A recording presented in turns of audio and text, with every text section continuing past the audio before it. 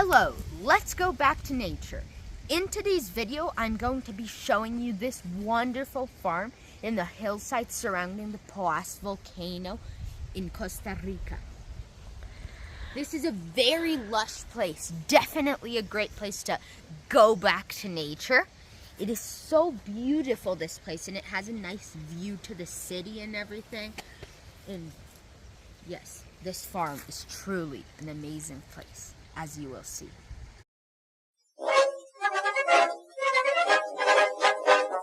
Start off this video, I'm going to be showing you avocado trees. These trees are Hass avocado trees, which are pretty hard to grow here in Costa Rica due to the heat in some places, but this place is actually pretty cool weather. So you can grow great Hass avocado trees. Last year I came here and this tree was smaller than that one. They grow really fast here and great. It's not currently avocado season, but they do produce a lot. I really like avocado trees. And then here there's some strawberry guavas I will be showing you later in the videos, a bigger tree. I love these fruit. They're actually my favorite fruit in the entire world. They're just the tastiest fruit I've ever tried.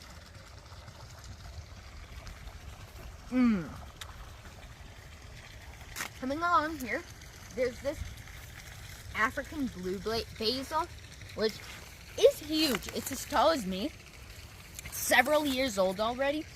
And once you have one of these bushes, you'll never have to buy basil again. Because as you can see, there's enough basil to feed 200 people here. Ooh, and it smells amazing and attracts such an amount of wildlife and bees. I'm trying to get one of these over there in my garden. It's only this big though. Right here, we have the ponds, which have a trout, small baby trout. They're not ready to eat yet.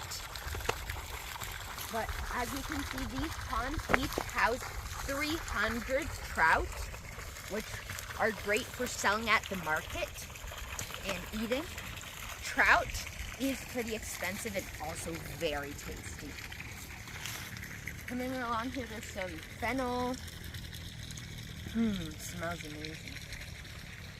More avocado trees. You can see that a lot of avocado trees have been planted here in order to have a consistent yield of avocado. And then over here are the row crops, which are all of the crops that are grown on these raised beds.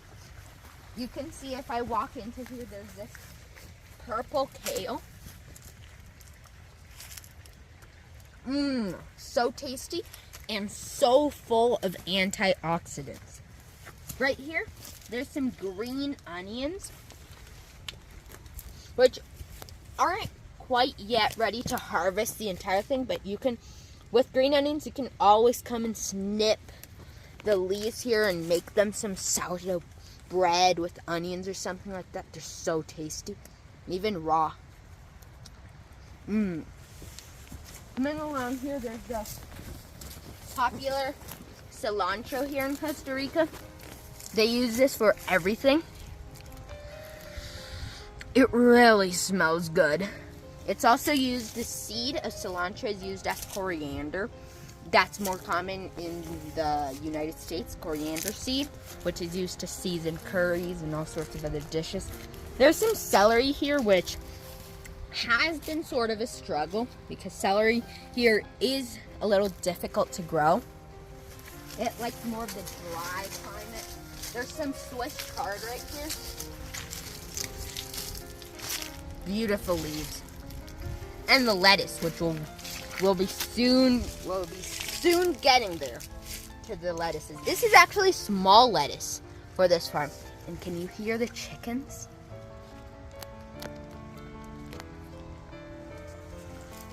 Here, there's some parsley, which I love more than cilantro. I have to say, not that I dislike of cilantro, but this is so tasty.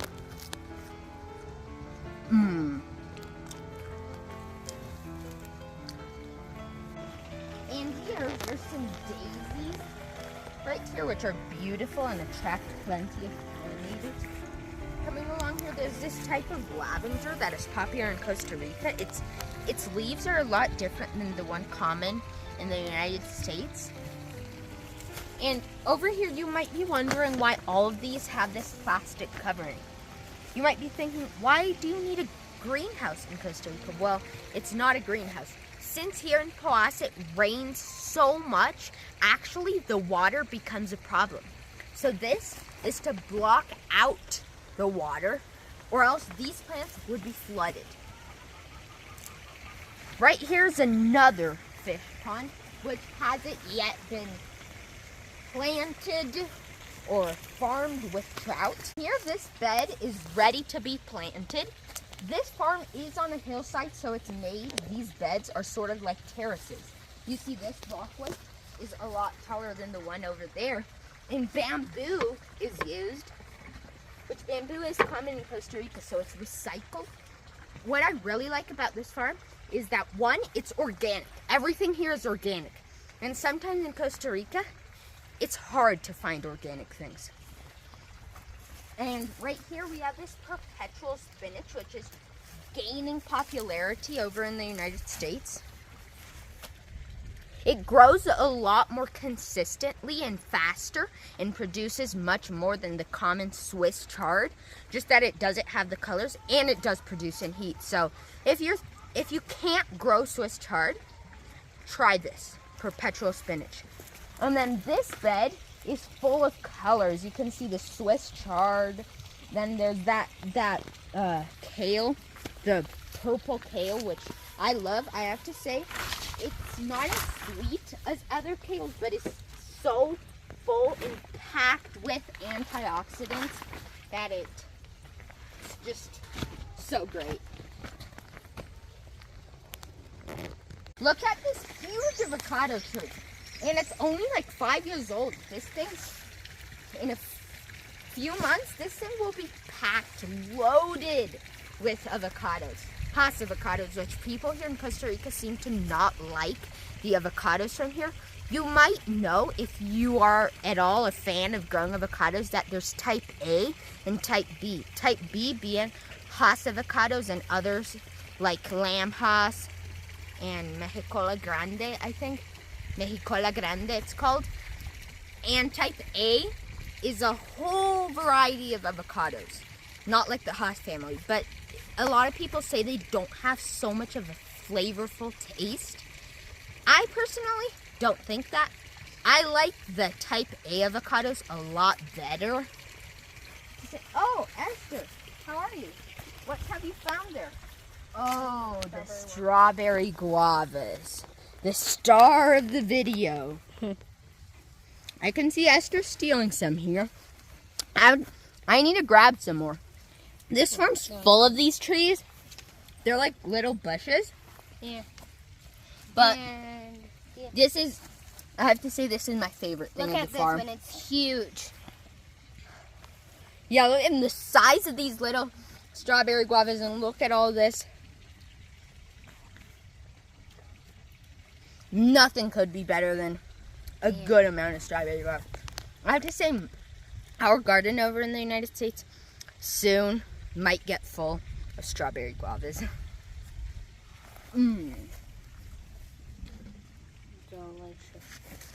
Oh, look at these green beans. Look at the size of this. There's so many here. It's just pure abundance. I say, if you look up abundance in the dictionary, it would probably show a picture of this. The reason we can be eating all of these tasty green beans and huge strawberry guavas is because everything here is organic. A lot of people think that fruit has to be perfect. Like this strawberry guava, some person might go to a grocery store and say, hey, that has a single brown dot on it. Well, hey, organic crops won't always be perfect. Yeah. That's why people use all sorts of toxic chemicals to make food perfect. And the taste is horrible. An inorganic food, like nowadays, if you grab a piece of kale that's organic and a piece of kale that's inorganic, since I eat all my food is organic, I can taste the difference. The flavor with organic is so much richer. Like this strawberry guava, if I got this at a store, it would probably taste bland and horrible. And the green beans too. These green beans have so much flavor to them. Like I remember Esther saying she didn't really like them, but now she's pretty much eating all of them, right? Oh, and now we got to the biggest strawberry guava trees, the jackpot.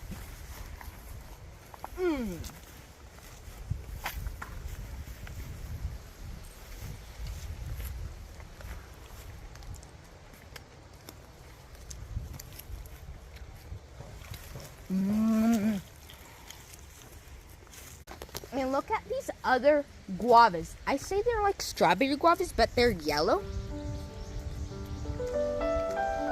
And a lot sweeter. These are sweet. They don't have that acid taste of the strawberry guava. So if you like sweet, try and research up these yellow strawberry guavas. Delicious. This is very rare though. So you'll have to do a lot of research to try and get one of these.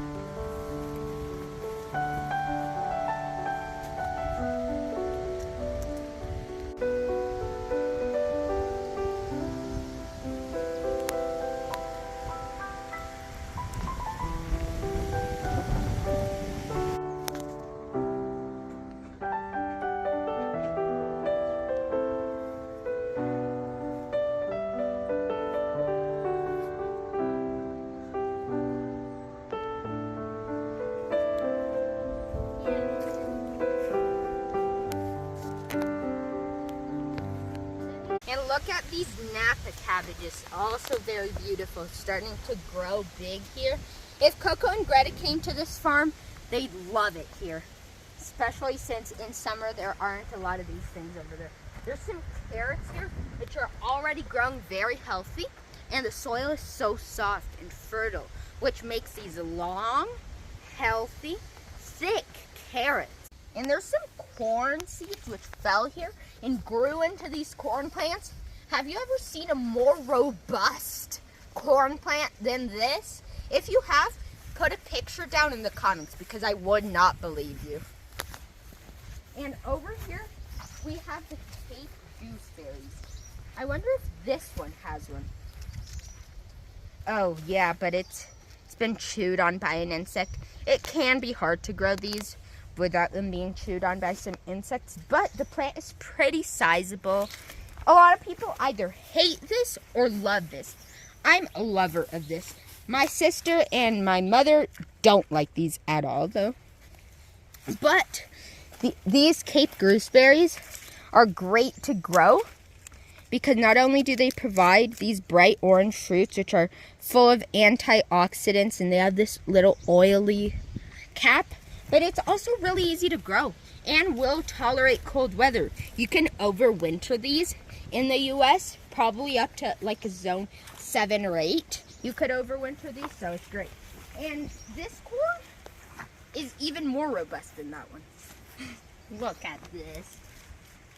And last time I came here like 3 weeks ago, this wasn't even sprouting. So in 3 weeks, it's amazing. This is something you can only find in Costa Rica. Everything grows in Costa Rica. I wonder why there's a machete right here, but let's leave that there.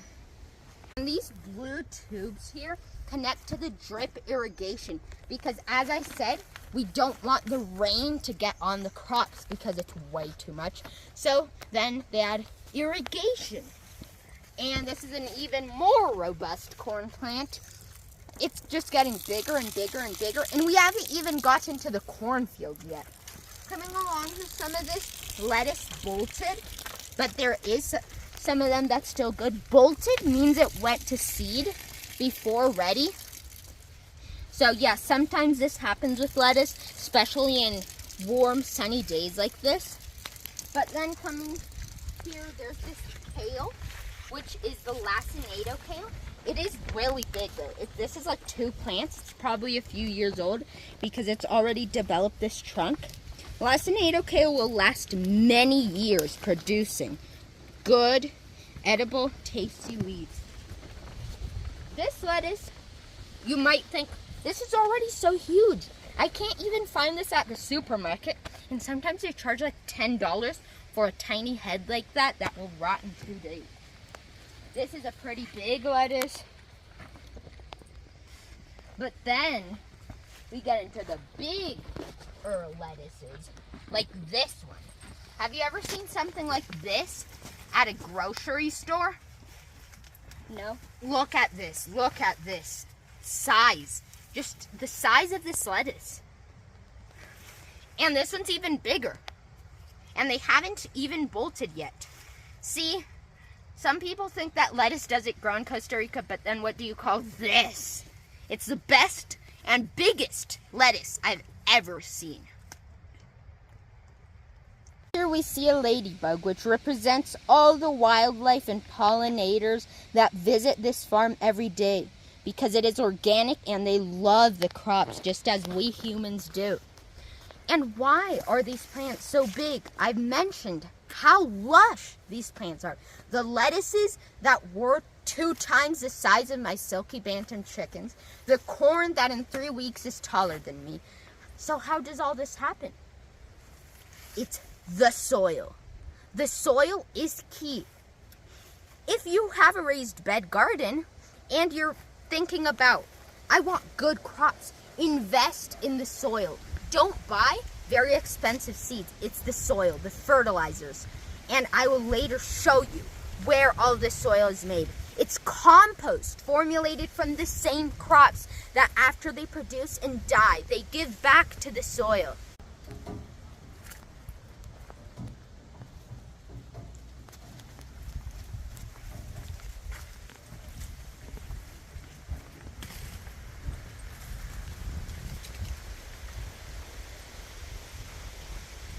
And over here is the composting station.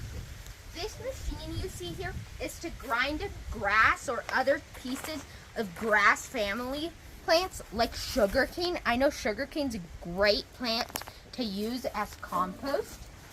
And you grind it through here and then it mills it up and comes here.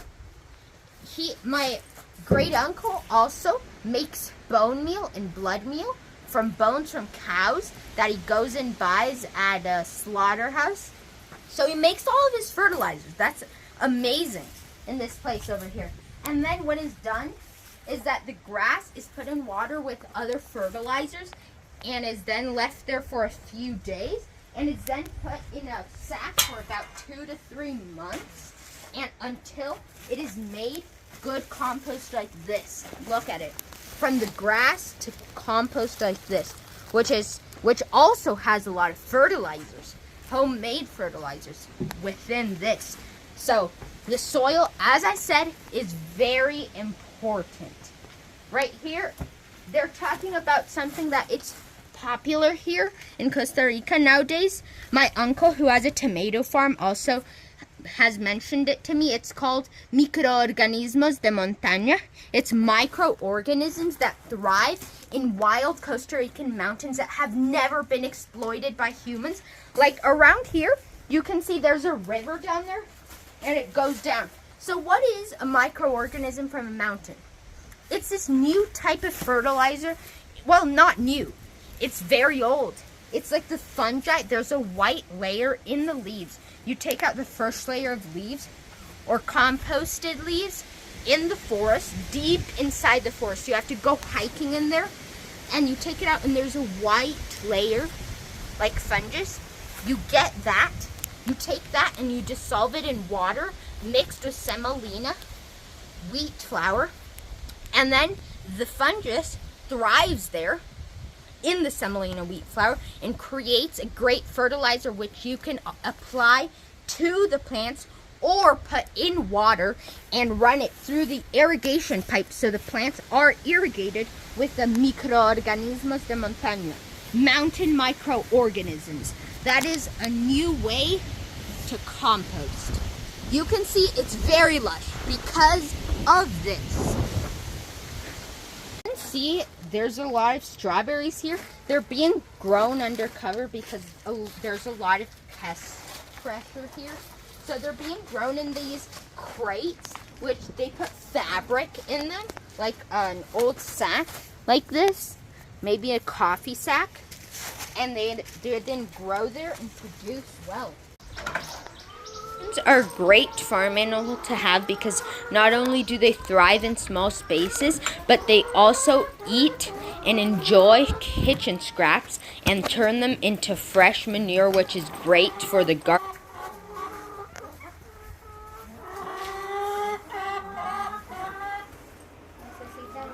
Chickens also provide wonderful, tasty eggs, which we harvested some from here and turned them into an omelet the next morning. Those are the best eggs we've had in Costa Rica because it's almost impossible to get organic eggs here in Costa Rica. Why? Well, because Costa Ricans haven't really gotten into the great habit of eating organic eggs.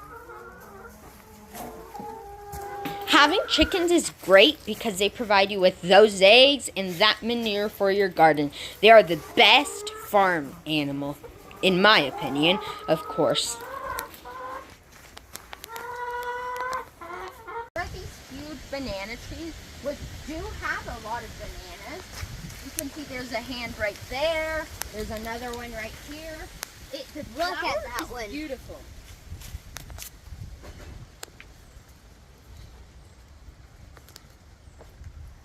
This flower is very beautiful, and those bananas will soon be ready. I'd say 1 or 2 months. There's a wasp there, so I better not go close to that. But yeah, the only problem that some people have with these trees is that they are very tall, which is why I grow dwarf bananas. If you want to see videos on that, they'll soon be coming up on my channel.